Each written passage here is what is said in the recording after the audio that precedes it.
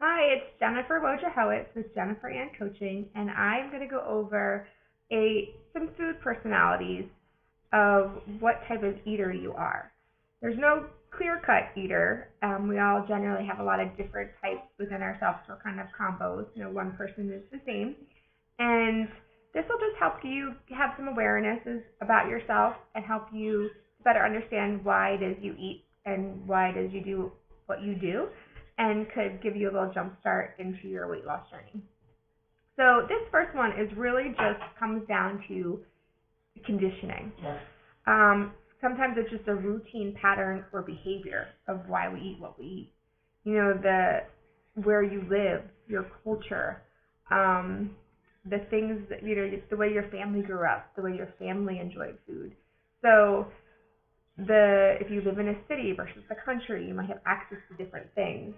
If you are more affluent or maybe in a poorer area, you're going to have a different level of food that's coming into you. So some of these things it's just what's picked up along the way. It's what you knew, it's what you saw, and so it kind of just became habit. And these things can be changed. So it's almost kind of like, you always fill your plate up because you always fill your plate up, or you eat the same thing every night at the same time. You can change these with strategic things. Like you could just say, invest in smaller plates. So then you're still filling up your plate. You're not feeling like you're being deprived, but you're eating less food. You could try varying your food throughout the day, eating a larger breakfast in the morning and seeing if that would change your cravings at night. And even maybe take a cooking class to try to vary it up what you actually eat. So there's always a strategic move when trying to change a habit. When it comes to our families, we really pick up a lot from them. So I want to ask you to ask yourself, whose issue is this? Because sometimes we're operating on a system that's not even our issue. We picked up something and it's not ours. So ask yourself, who did I pick this up from? Did you watch your mom eat all day and then not eat anything all night, or vice versa?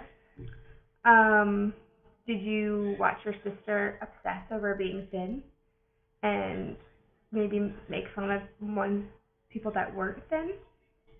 Did you have a dad that maybe didn't have the best of health and had really bad poor eating habits because he felt his focus should be on his family?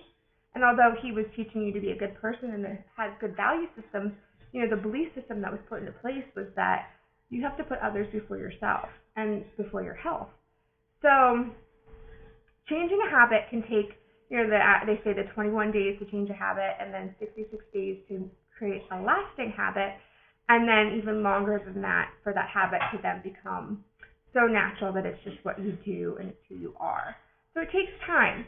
So know that when you're working through a habit, there's going to be roadblocks, there's going to be hiccups. It's not a failure, it's part of the process. And you just have to continue on and be persistent in making changes, small changes that work for you to get past those conditions and those patterns. So the best way to get rid of an old habit is to actually replace it with a new one. You can replace an old belief or mindset with a new one, and you can so ask yourself, what do you have to let go of to be that person? What are you holding on to that's keeping you being the person that you are, that you don't want to be? Ask yourself what thoughts would be helpful for you to reach your goals. Look at the people that are doing what you want to be doing. Like, how are they operating in their lives? What are they saying? What are they doing? It's, you have to create a new pathway. Pattern interrupts are great too for interrupting a pattern. This can be as simple as, instead of eating in the kitchen, eat in the dining room. Put music on before you eat. Stretch before you eat. You actually will connect to your body that way. Get out of the house. Have people over. Have cooking class. Do things that you wouldn't normally do. You can do things non-food related as well. Start painting, dancing. These are my favorite things, but whatever are your favorite things, do them. Things that you wouldn't normally do on a day-to-day basis, and it's going to change um, everything else around you. So this is going to put you in a happier state, and you will be a higher vibration, and we'll talk more about that in another video. But you'll start to see changes when you change and you create change in your life. So another thing that I'm sure you've heard but is very helpful is having accountability. Telling someone what you're going to do and what habits you want to change and why, and someone that's very supportive.